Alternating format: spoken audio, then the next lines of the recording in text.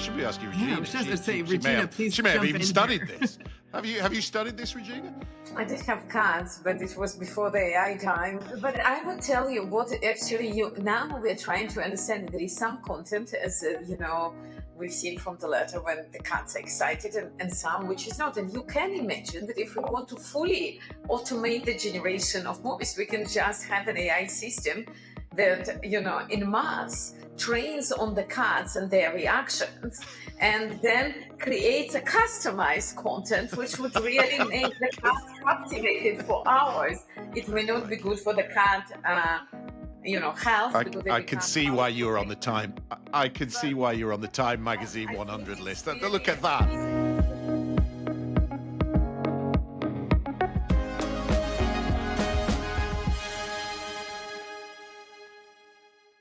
Welcome to AI Decoded. This week we are focusing on one of the most urgent, tangible uses of artificial intelligence, healthcare.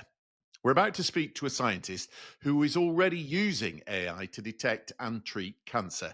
She is Dr. Regina Barzilay, an MIT professor who herself was diagnosed with breast cancer in 2014 and has used that experience to target her research towards prevention. The AI model she and her team built, named MIRAI, is now able to detect a patient's risk of developing breast cancer within 5 years. It is quite an extraordinary breakthrough. To date, it's been used on over 2 million mammograms in 48 hospitals and across 22 countries. In fact, she was recently recognized by Time magazine as one of the top 100 most influential people in artificial intelligence. Dr. Barzilay, welcome to the program. Hey, and very happy to be here.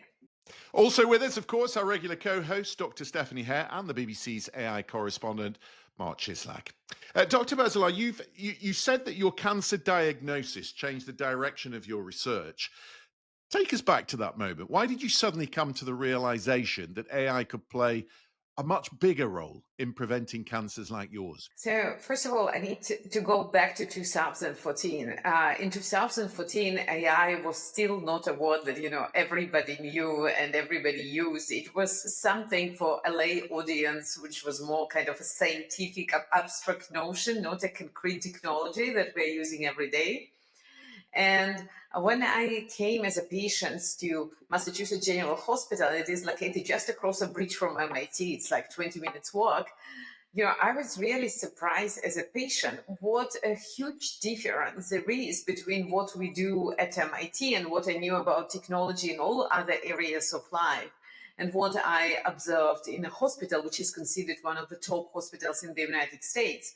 None of the information technologies that is routinely used everywhere was not used, in patient care. And this was particularly surprising in the case of cancer care, because there are so many questions as to, what will happen. And whatever question you ask your treating team, the answer would be, there was this clinical trial that happened 10 years ago, and this is the list of outcomes. And you say, but what's going to happen to me, which is a normal prediction problem? And the answer would, you can, go read the study and decide. So there is a lot of uncertainty in all the stages of diagnosis and treatment. And it was clear to me that AI can really help here. So then you come to this AI model called MIRAI. If I'm right, is that the Japanese word for future? Was that the intention? Yes, indeed. My student, Adriana, who is currently a professor at Berkeley and UCSF, come up with this name. He really thought of it as a future of diagnostics. Okay, well, it's very futuristic in what it does. You say that it can estimate breast cancer risk years before the symptoms appear. What signals is the model seeing that clinicians traditionally can't or don't see? So let me first, before we even talk about AI, bring you to a point that majority of radiologists and oncologists agree. There are a lot of studies that confirm it. Is that actually when a patient is diagnosed with cancer, often when we look back at the previous image, the signs of cancer, maybe the cancer itself was already there. It was just ambiguous. It was too hard to diagnose. And it's not necessarily we can think of it as a mistake, because if you ever seen a mammogram or any other medical image, there are a lot of white areas. It's not like I'm in doubt, let's go and pull, because it means we need to do a biopsy, which is a surgery, which have side effects, which cost, which take the patient out of their ordinary life.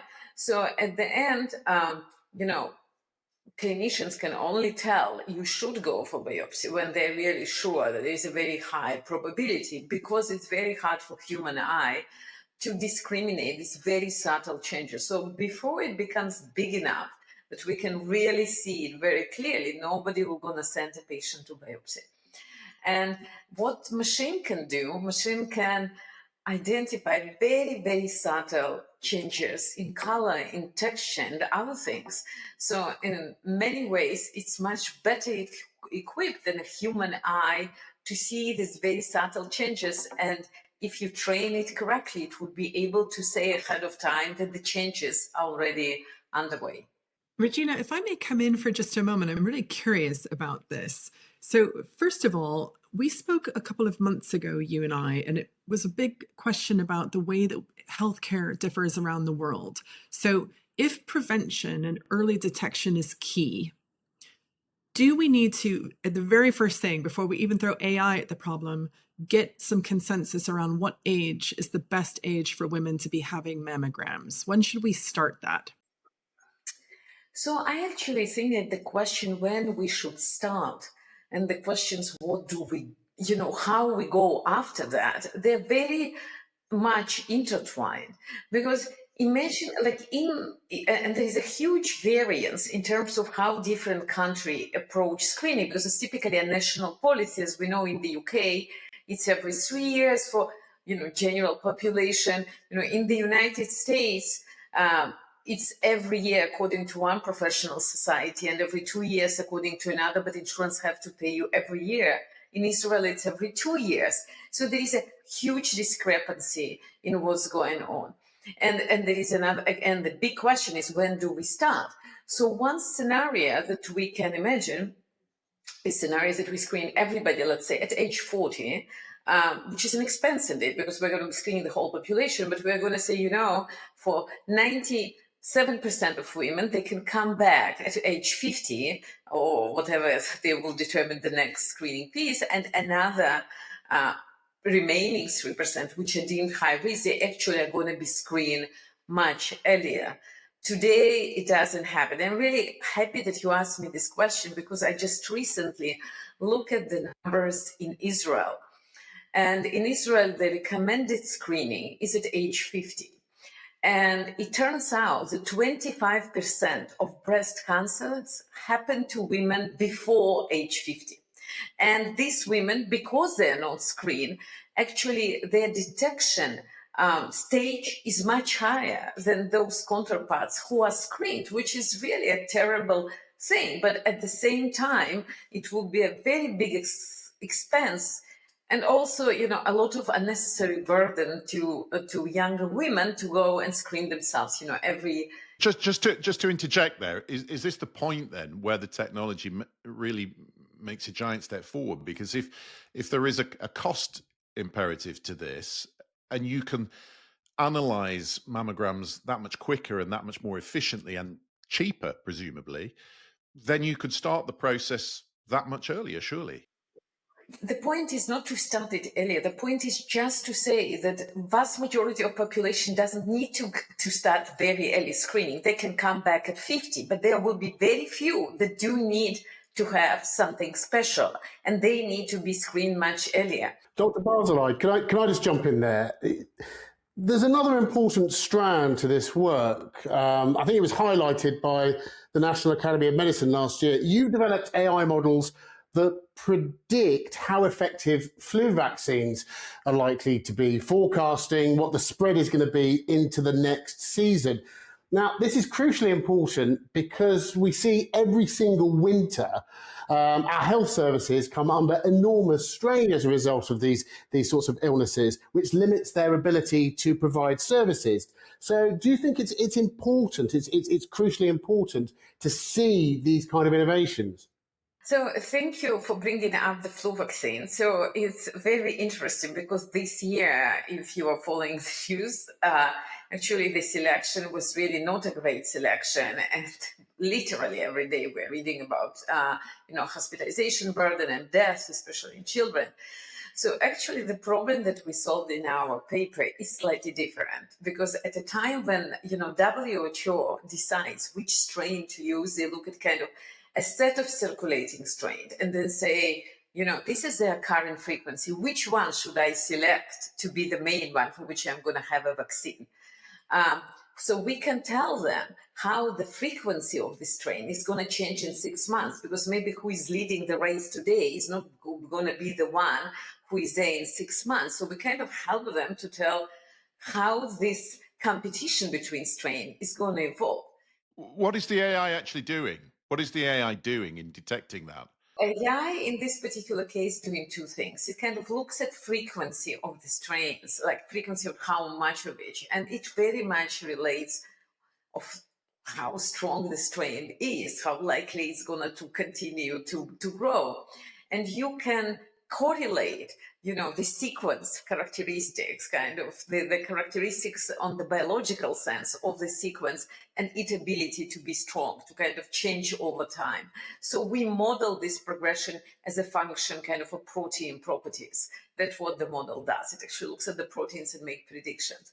But I would tell you the problem that we didn't solve, and we could not have addressed the problem that currently we are all suffering, which is total mismatch, because what happened at the time when WHO was looking at the set of strain, the current strain that actually is now dominating the market was not even in the running. So this is another question. Can you actually predict something that at a time when they're making decision is not even there? So this situation happened. But many times, all the strains were there and they just bet on the wrong horse, if I may say so. And, again, it's not like AI is perfect, but it can assist you in this betting process by providing another source of information complementary to many other sources of information that WHO experts are looking at.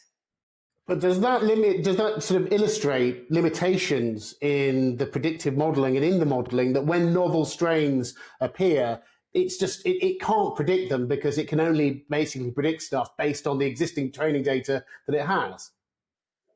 It's a slightly different question, because it depends what do you formulate. The specific question we asked is, give me the strain, give me their frequency. I will tell you how it would look like in 6 months. This is a problem that we could solve within existing data.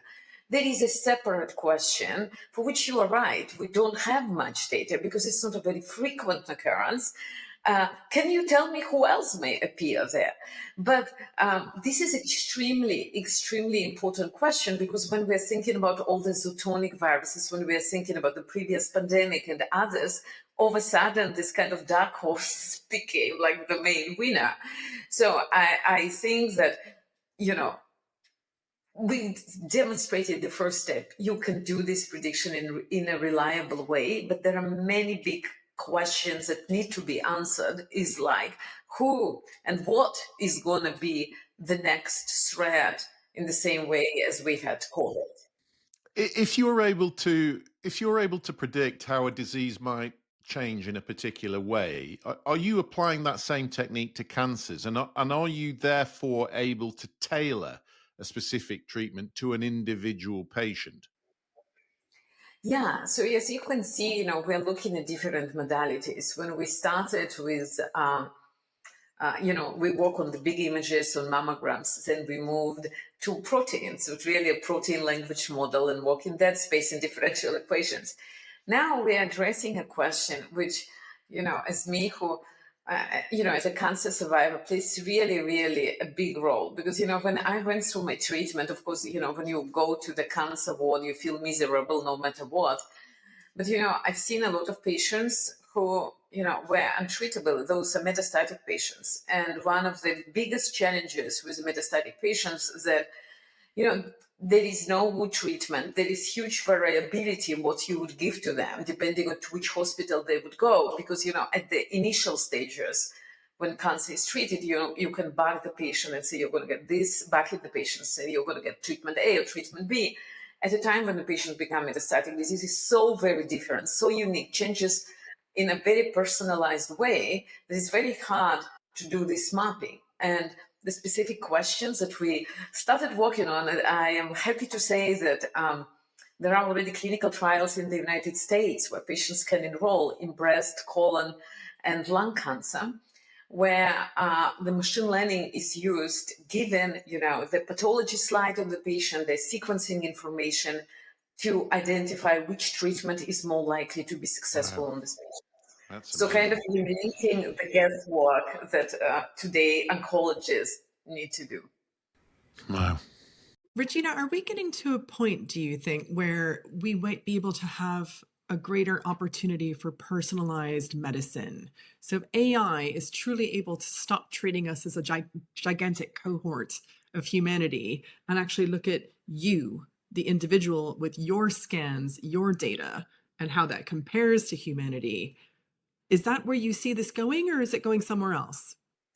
So scientifically, I totally see we are going there, and it's going there like from two directions. On one direction, we have much better capacity today to identify your trajectory, to kind of predict your future. In some ways, we're not truly predicting the future because it's already there, just human eye cannot see it, but we can, identify this trajectory and stratify the patients. On the other hand, again, talking about the big breakthroughs that came from UK, the discovery, the AlphaFold, and at MIT we did BOLDS that now is in London. It's a company is in London, but there are a lot of work on the molecular modeling that enables you to really characterize disease on the molecular level and produce new drugs. So on one hand, you can say this patient is likely to go this way, and in theory, we would be able to generate something that is going to treat this patient.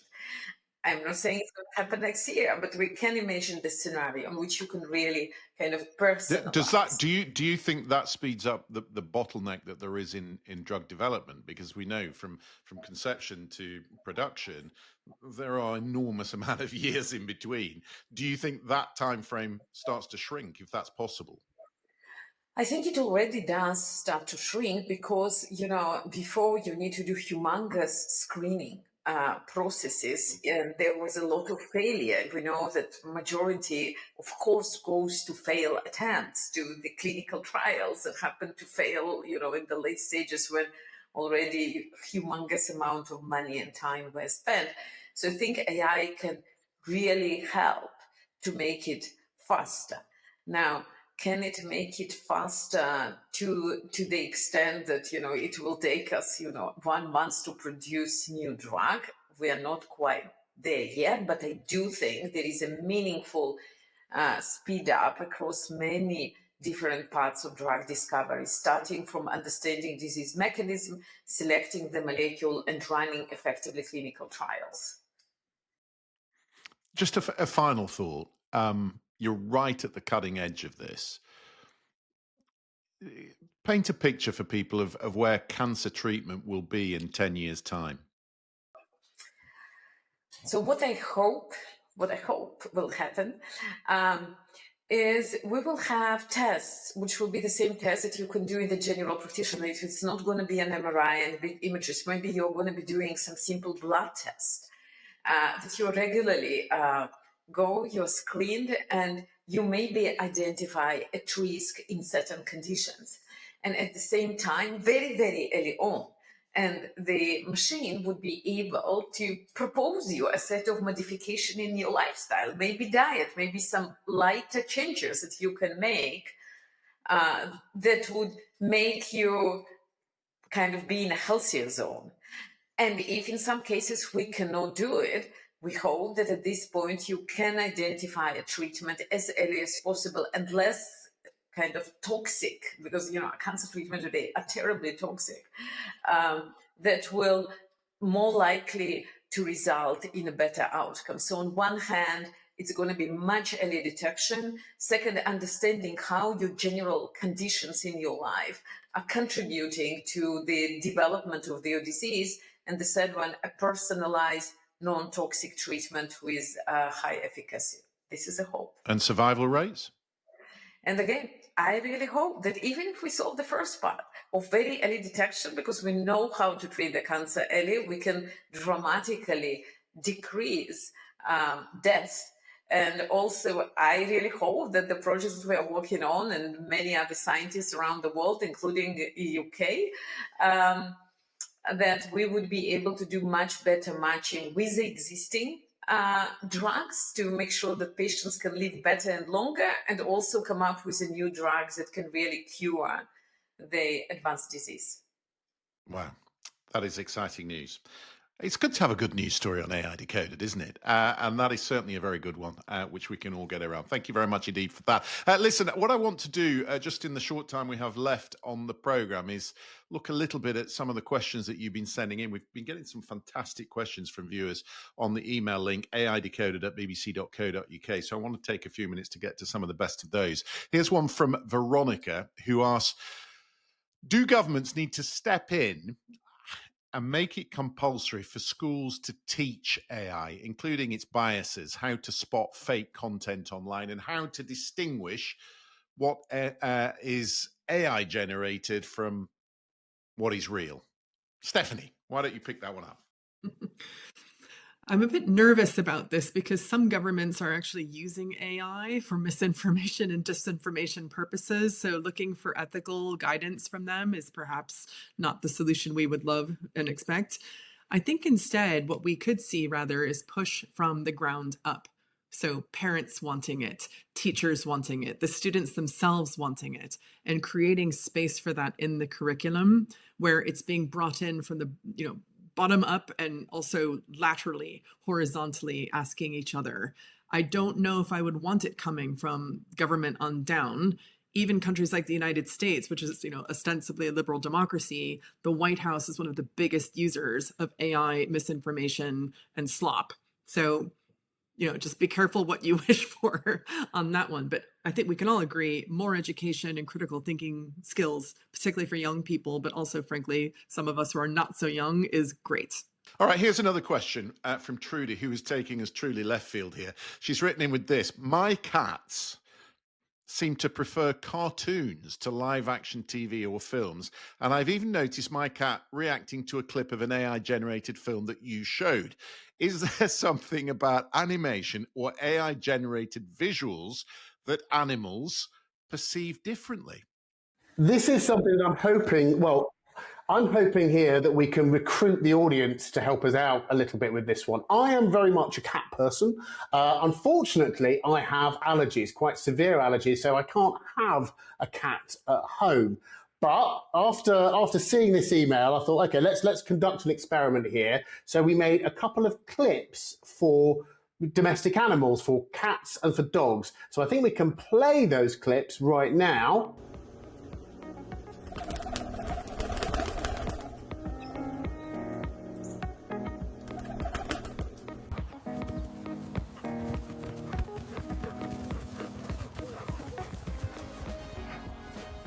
Now, hopefully you've seen those clips. You can go back and view them again on iPlayer if you need to. Show them to your animals, see if they respond to them. And I would love to find out from the audience what their animals' responses were to those clips. They could even film it. This is citizen science. Citizen science. I show my dog things on my iPhone that I've recorded. And I know the dog has no idea. There's no reaction, none whatsoever. So I'm sort of intrigued as to why AI generated film might be stirring some sort of interest. What do you think, Stephanie? I mean, this is the black box. Who knows how it works? Yeah. No, I'm just teasing. I think it may also depend on the colors. We should be asking the scientists. I mean, we should be asking Regina. I was just say, Regina, please. She may have even studied this. Have you studied this, Regina? I did have cats, but it was before the AI time. But I would tell you what actually now we're trying to understand. There is some content, as we've seen from the letter, when the cats are excited, and some which is not. And you can imagine that if we want to fully automate the generation of movies, we can just have an AI system that, in mass trains on the cats and their reactions, and then creates a customized content which would really make the cat captivated for hours. It may not be good for the cat health. I can see why you were on the Time. I can see why you're on the Time Magazine 100 list. Really, look at that. If anybody I'm fascinated to see what the results of this are, because those two clips were completely generated via prompt, and I also asked the model what it thought cats and dogs might want to see as well. So everything that we're seeing here, the images that are created, not just entirely AI generated, but the prompt itself was basically AI generated too. Yeah, I can't get the remote control in our house as it is. I'm not giving the dog a reason to take it as well. I mean, I'll never get the football on. Listen, that's all we've got time for this week. Keep the questions coming about cats and AI, if that's where you want to go. AI Decoded at bbc.co.uk. We love hearing what has grabbed your attention. Thank you to Regina. Thank you to Stephanie and Marc, as ever. Hope you'll join us next week for more AI Decoded. Thanks for watching.